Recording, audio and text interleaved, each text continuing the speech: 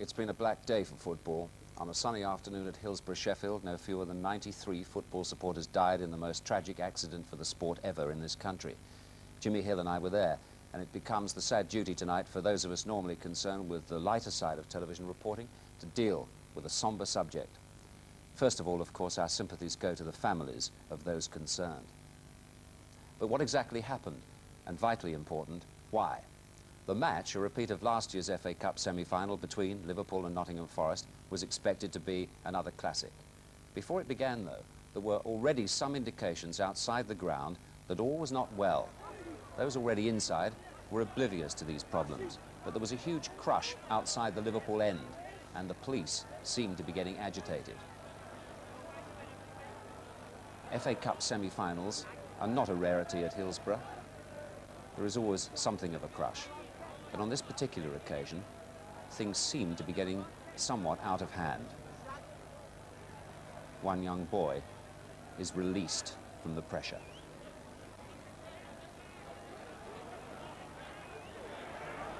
This was all happening about 20 minutes before the kickoff. And as you see, there were still thousands waiting to get into the ground. The mood was not violent, but it was tense, and the police were having some job. This is inside the ground, about 10 minutes before the kickoff, and this is the Liverpool end, and you see the crush.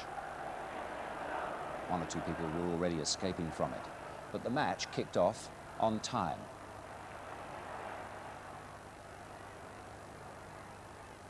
The players were unconcerned about any problem. They were unaware of it.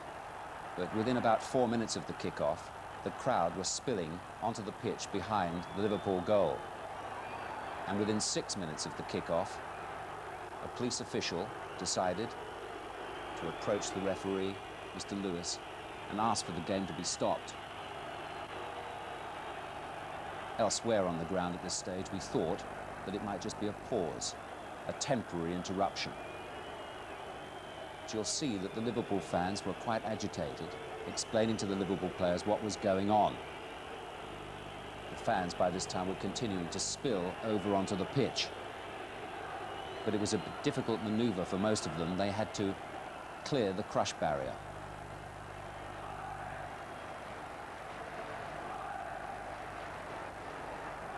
Mr. Graham Kelly, the chief executive of the FA, was there.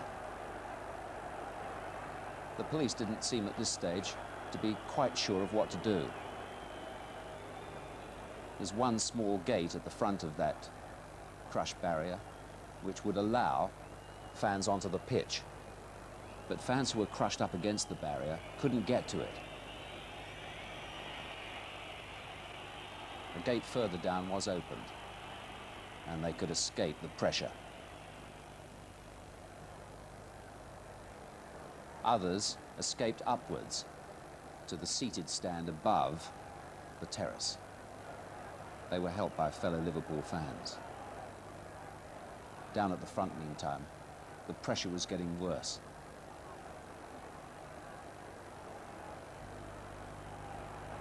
More police arrived, but again, it has to be emphasized, there was no violence of any kind. Elsewhere on the ground, there was some impatience about what was going on. Nobody realized the extent of the problem, that people were being injured and killed. Again, the fans seek refuge above.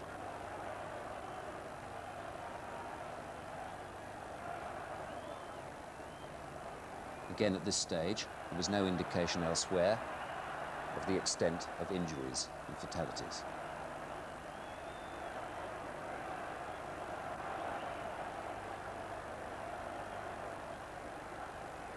But we were now getting to the stage where clearly the match was unlikely to continue.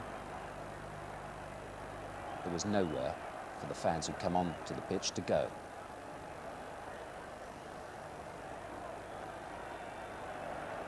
By now, at this stage, I personally had heard from some Liverpool fans, having gone down onto the pitch, that their friends, their pals, had been injured.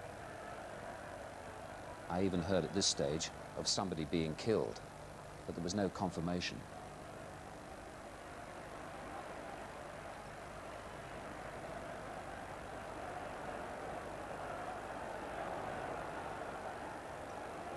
one small boy is thankfully safe.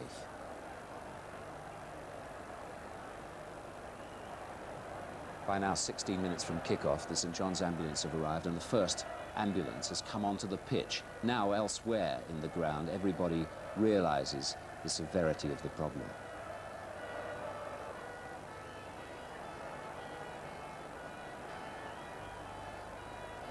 Mr Peter Robinson, the chief executive of Liverpool, and Kenny Dalglish, who experienced the Haysel disaster. Crash barrier has now been either broken or cut to allow more fans to escape onto the pitch. More ambulances arrive. And now, almost half an hour from the kick-off of the match, fans are using the advertising hoardings to help take away the injured and now, we've learned, the dead.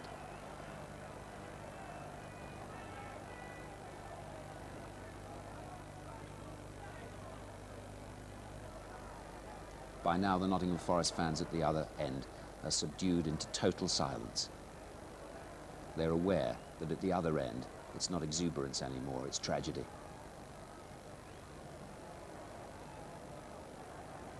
And the managers are told that no game will be played here today. Brian Clough sympathises with Kenny Dalglish.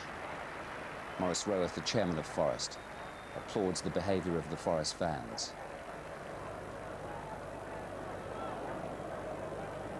As soon as we've got rid of all the injured people safely to the hospitals, we won't be able to do that if you rush out to the ground. We'll let you know and you can leave the stadium in safety. The fans listened to that announcement and took their time to leave the ground. Even at this stage, many of them unaware of the fact that people have been injured and killed.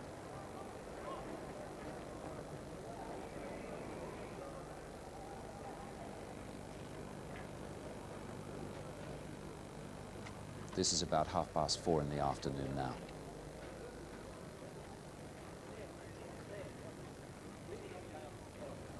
The Nottingham Forest players are still there.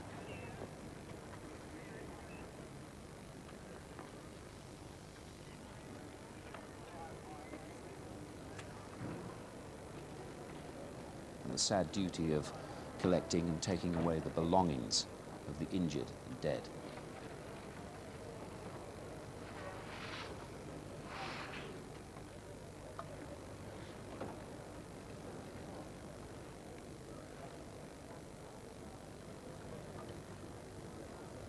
And there, walking through on the right, you see the small gate through which some of the fans could escape. And the sad sight of the Liverpool colours tied to a smashed crush barrier. What did you see? Well, I just come on the pitch to do what I could do was open people out on the boards from around the ground, and then just people just lying there with the jumpers they had on or the coats just wrapped down their face, left to one side, and everyone was like attending to people like sort of breathing or attending to breathe, and there was just kids and fellas just lying there blue. We're in the air, went outside, and it was just shocking. It was heaving.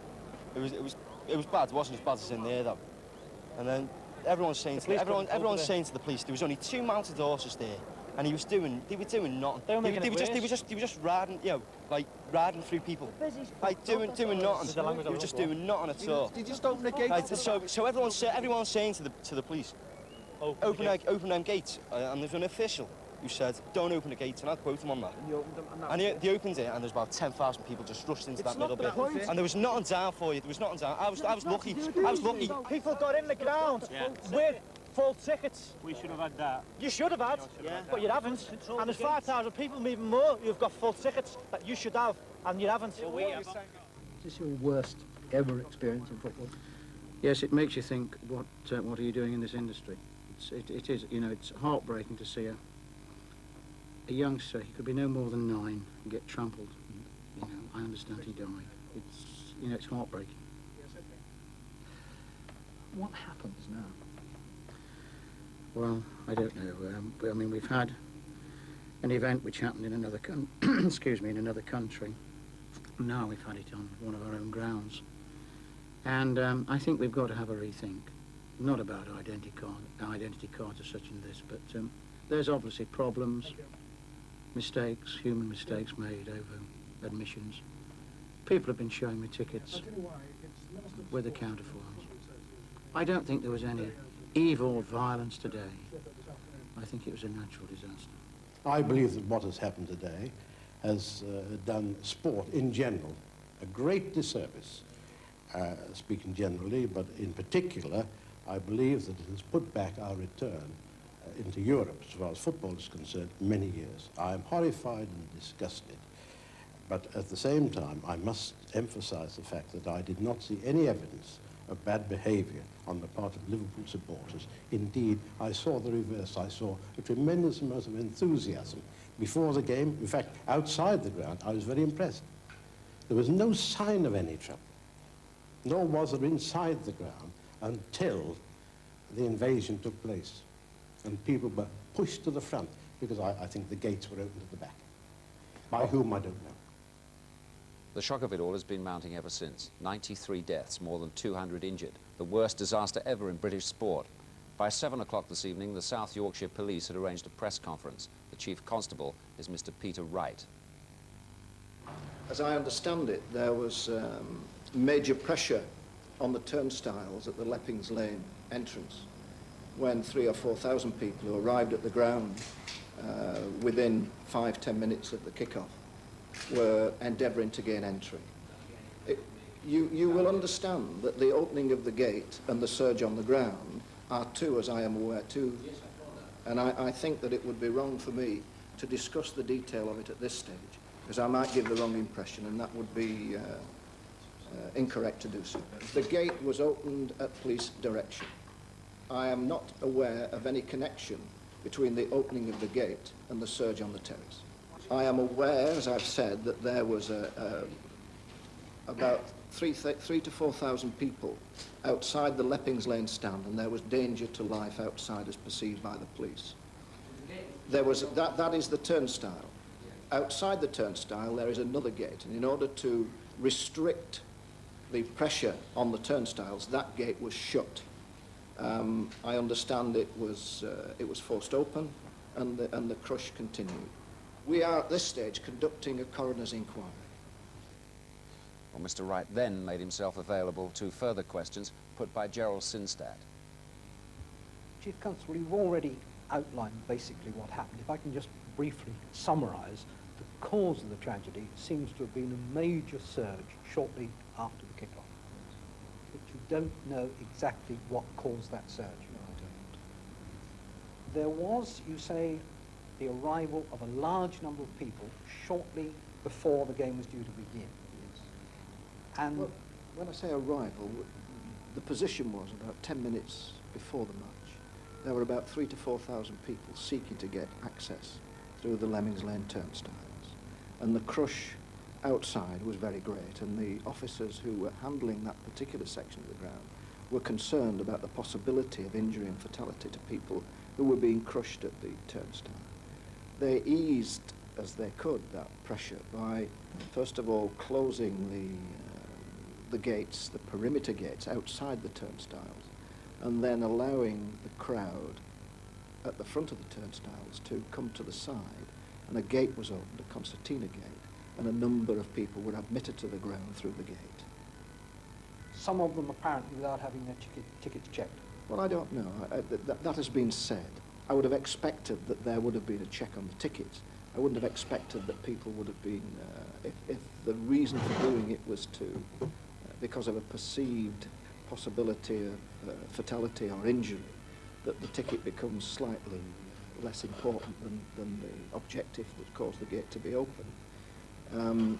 The gate was at the side. There was no surge through in a sense that the gates were suddenly wide open. There was, as I understand it, a fairly controlled access of a relatively small number of people.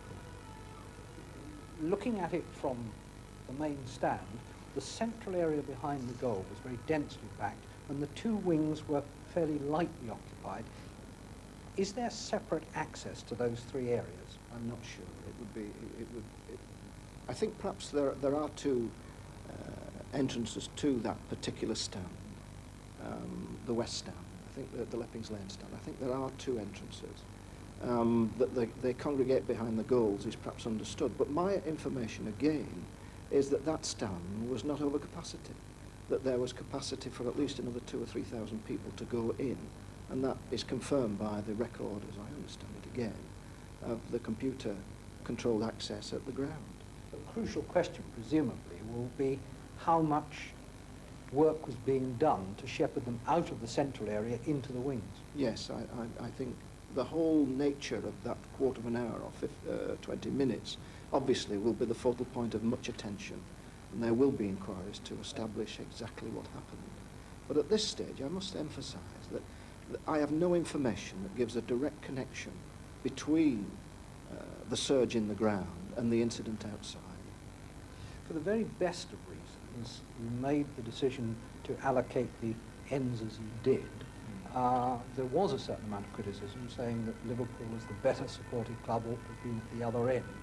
With hindsight, would you do it differently? I don't think it, I mean, if you were telling me that that was a factor in the event, I don't think it was. There would be tickets allocated to Liverpool, and Liverpool would have been given that particular stand. The reasoning that went into the decision as to who had the Leppings Lane stand and who had the other end is a matter that I wasn't directly involved in, but I presume that all the factors were weighed. If Liverpool had had the other stand, then the Nottingham Forest supporters would have had this one.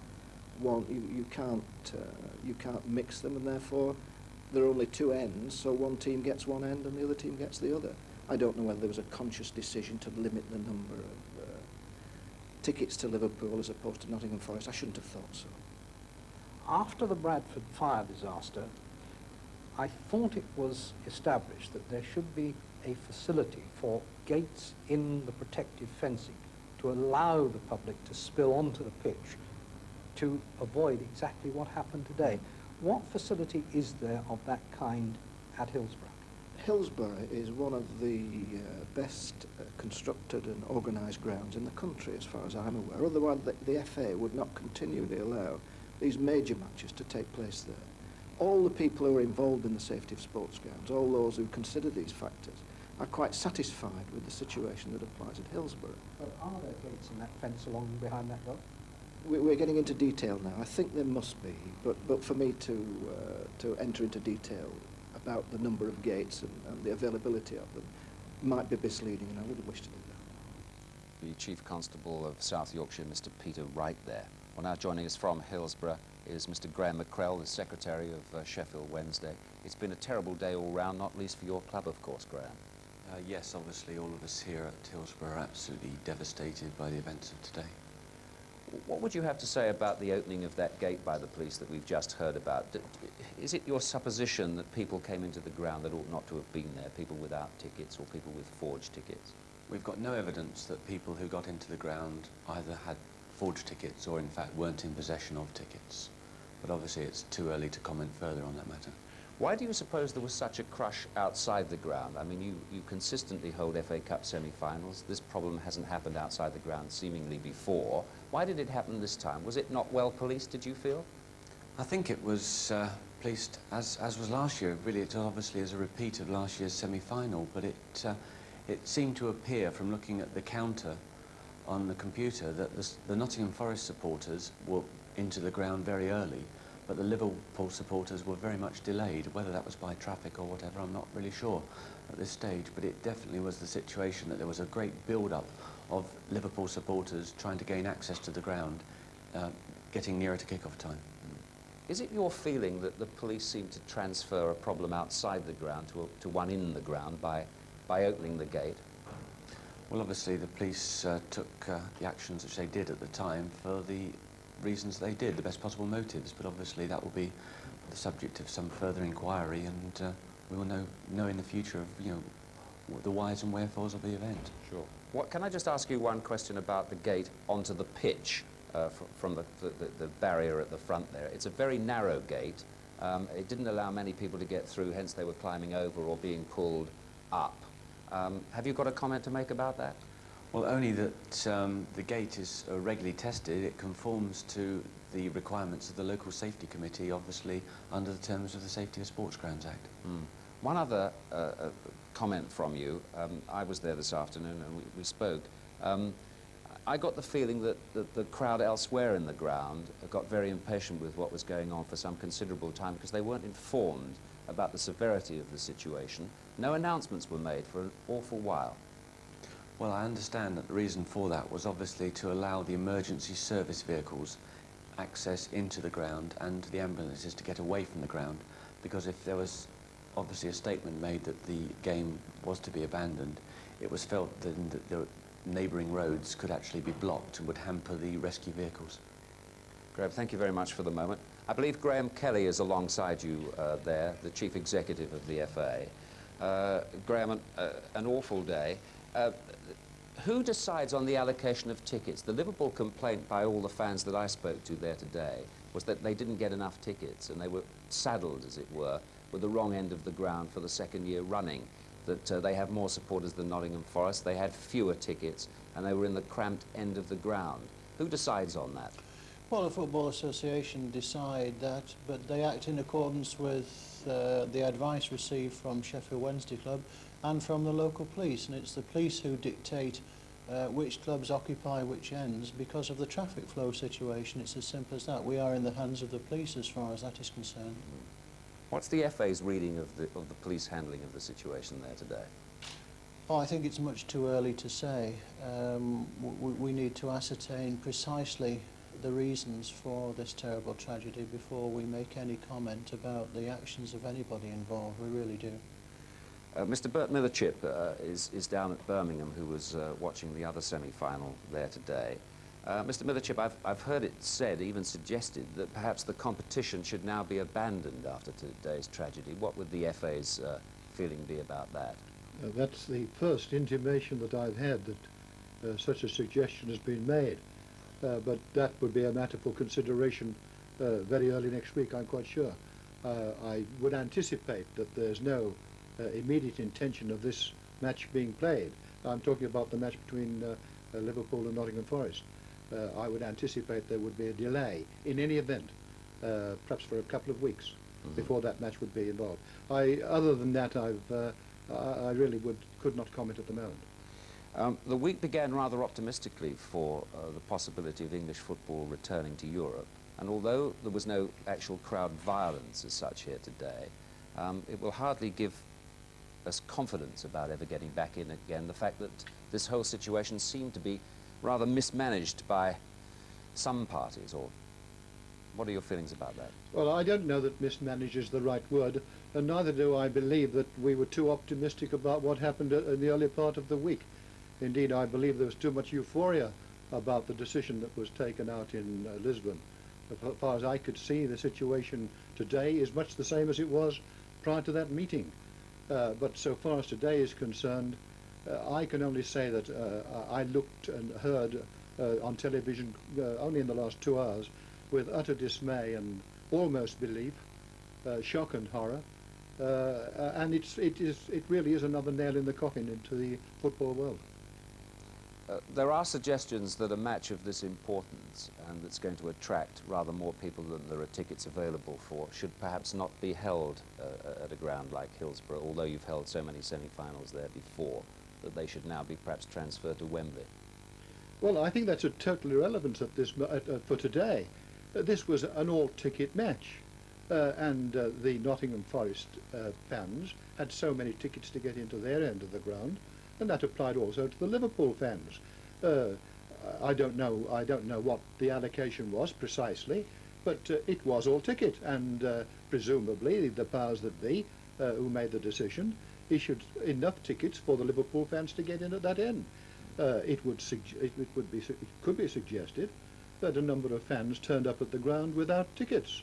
Now, I say it could be. There's been a suggestion tonight that there were some forged tickets. This is a matter for the inquiry.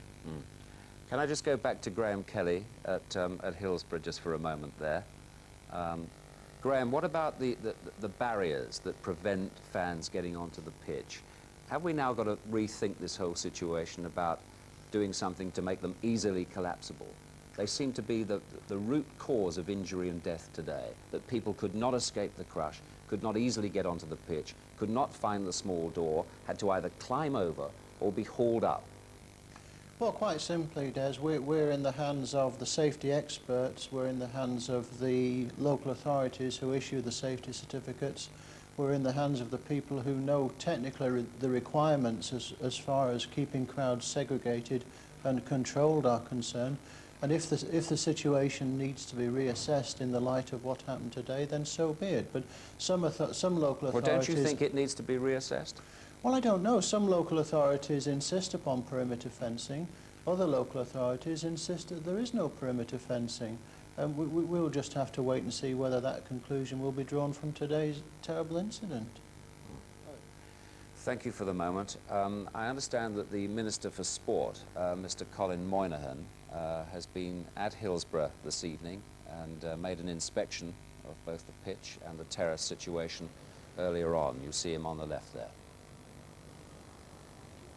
This is about half an hour ago at Hillsborough. He arrived by helicopter to inspect the situation, and I'm sure, knowing him, will play a very prominent role in the investigation of the whole situation and will be very involved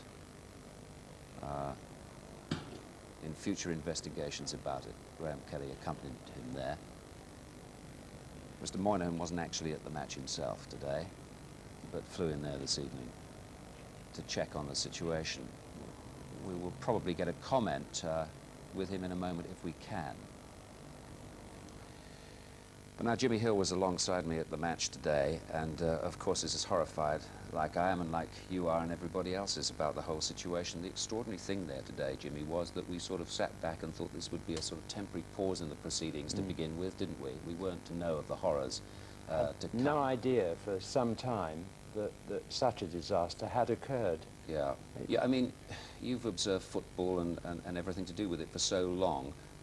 Where does this leave us now? Where does this leave the game, do you think, after something like this? Well, I think the important thing to establish is that it's not hooligan-related. I mean, this wasn't a direct result of hooliganism. I mean, that's the first thing to substantiate. You can say impatience and fanaticism, perhaps, outside the ground and for the game, but not direct hooliganism. That's the first thing. And the second thing, not that we want to do the inquiry here tonight, but it does seem logically, from where we were sitting, that at the start of the game, that end was tight, but it wasn't impossible. And all of a sudden, it appears gates were opened, and there wasn't a rush immediately, we've heard that, but the pressure must have come from somewhere on the back of that central section at that end. Yes, and that's what did the damage. Yes, it would appear, I think the police have admitted that they opened a gate to allow the fans into the ground to solve a crush that was going on outside the ground. It remains to be seen why there was such a crush that wasn't managed or didn't appear to be managed terribly well outside the ground, whereas in previous years that crush outside has been managed. One point I did pick up today, which we both did, was that there was no public address control, really. Not an announcement whether the game was going to be continued, but some kind of conversation with the crowd, because there could have been further nastiness, really, at the other end, because the Nottingham Forest supporters there, like us when it started, had no idea of the severity of the problem. And they were doing their chants, innocently, really, thinking that things were normal. And so, I mean, not only Sheffield Wednesday, but I think all clubs in this country are antiquated in the contact that they have through the voice of the club with their spectators. The systems are antiquated, they don't work, and they're not used properly to the best effect. That's something we can positively learn today. The Nottingham Forest supporters and everybody else there who was outside of the immediate danger area should have known what a disaster had occurred, and you would have got a totally different reaction then, from that moment on. So non-information was a problem there today. Well, just for the moment, let's go and hear what Colin Moynihan had to say after his inspection. I suspect that there was a mad scramble around him to get some answers. Okay. Colin, just tell when you're ready. Can I just start off by saying that no. Our hearts and minds go out to all the families and friends of the dead and the injured. It's an appalling tragedy. These were great young supporters, most of them of football in their club. It was good to see the way in which so many of their friends, other supporters, went to their assistance, and the effectiveness of the special police services and the ambulance services who went to their aid. But tonight, everybody in the country must be feeling very deeply and grieving the loss. Indeed, the whole world of sport, both here and internationally, must be grieving the appalling loss of life here of young people who should indeed be still alive and who've been so tragically killed today. Colin, can I ask you, do you have an explanation yet for how it happened? No. Of course, at such an early stage, there's a great deal of detail to be considered. Tonight, I just wanted to come up here, particularly to be with those friends and relatives who've come across in order to offer them the sympathy and the support that everybody in this country will wish to offer them. It's far too early to speculate on any of the detail, and it would, in fact, in my view, be grossly improper so to do. To begin with, we're talking about the loss of life, and we should be very much concerned about those people and offer the privacy which I hope the press will give to the families and friends of those people. And then, in due course, we must obviously start studying in detail the reasons behind this to make sure it never happens. What about Colin Moynihan at Hillsborough just a few moments ago? Jimmy, do you have a final comment on this tragic day? We're a funny old nation. In the early 80s at Coventry City, we created an all-seater stadium where something like this couldn't have happened. And the local paper, campaigned with the public to say they wanted to stand up at football matches. I wondered whether those who were there today would want to stand up again in the future. The best thing we can do for the memory of those who've died today is to change the face of our soccer stadia in this country and build a monument to them that's decent and clean and where that kind of thing can't happen. Thank you, Jimmy. Well, this was to have been a sports programme. You will understand that on a day of such momentous tragedy, it would be inappropriate to show football action. Everton, of course, beat Norwich 1-0 in the other semi-final. From us, good night.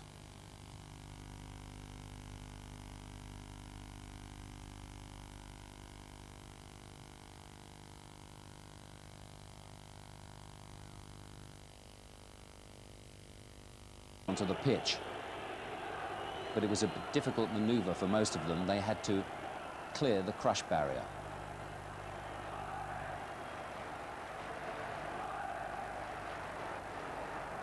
Mr. Graham Kelly, the chief executive of the FA, was there. The police didn't seem at this stage to be quite sure of what to do. There's one small gate at the front of that crush barrier which would allow fans onto the pitch. But fans who were crushed up against the barrier couldn't get to it. A gate further down was opened, and they could escape the pressure. Others escaped upwards to the seated stand above the terrace. They were helped by fellow Liverpool fans. Down at the front, meantime, the pressure was getting worse.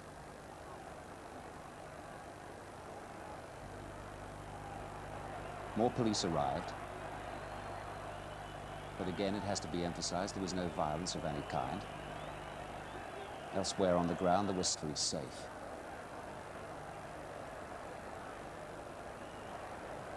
By now, 16 minutes from kick-off, the St John's ambulance have arrived, and the first ambulance has come onto the pitch. Now, elsewhere in the ground, everybody realizes the severity of the problem.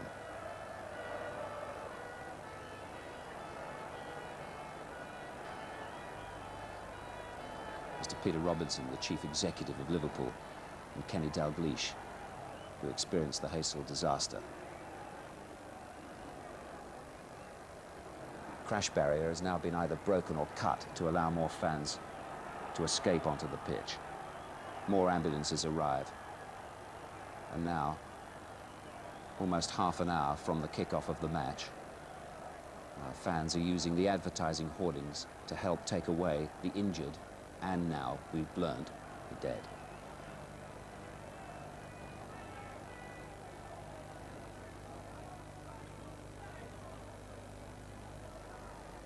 By now, the Nottingham Forest fans at the other end are subdued into total silence.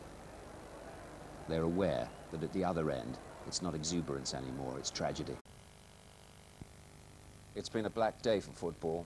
On a sunny afternoon at Hillsborough, Sheffield, no fewer than 93 football supporters died in the most tragic accident for the sport ever in this country.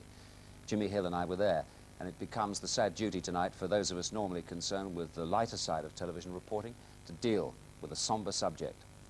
First of all, of course, our sympathies go to the families of those concerned. But what exactly happened? And vitally important, why? The match, a repeat of last year's FA Cup semi-final between Liverpool and Nottingham Forest, was expected to be another classic.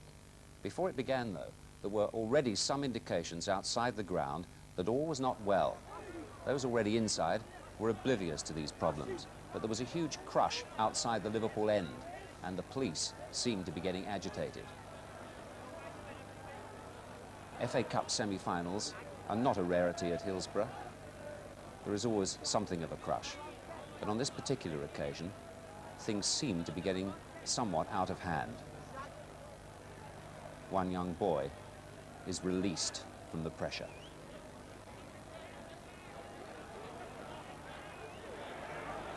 This was all happening about 20 minutes before the kickoff. And as you see, there were still thousands waiting to get into the ground. The mood was not violent, but it was tense, and the police were having some job. This is inside the ground, about 10 minutes before the kickoff, and this is the Liverpool end, and you see the crush. One or two people were already escaping from it, but the match kicked off on time.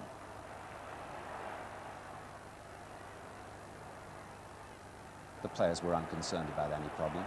They were unaware of it. But within about 4 minutes of the kickoff, the crowd was spilling onto the pitch behind the Liverpool goal.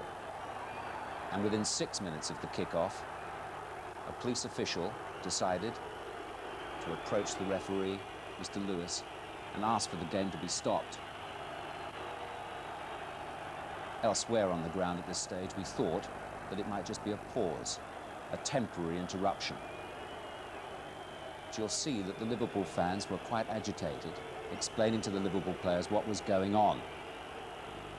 The fans by this time were continuing to spill over on some impatience about what was going on. Nobody realized the extent of the problem, that people were being injured and killed. Again, the fans seek refuge above.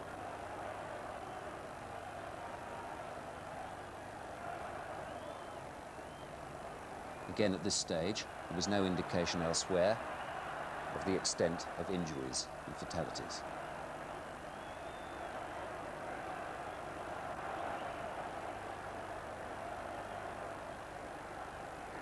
But we were now getting to the stage where clearly the match was unlikely to continue. There was nowhere for the fans who'd come on to the pitch to go.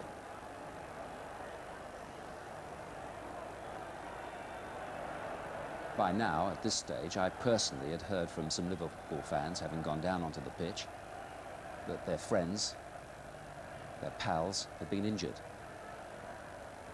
I even heard at this stage of somebody being killed, but there was no confirmation.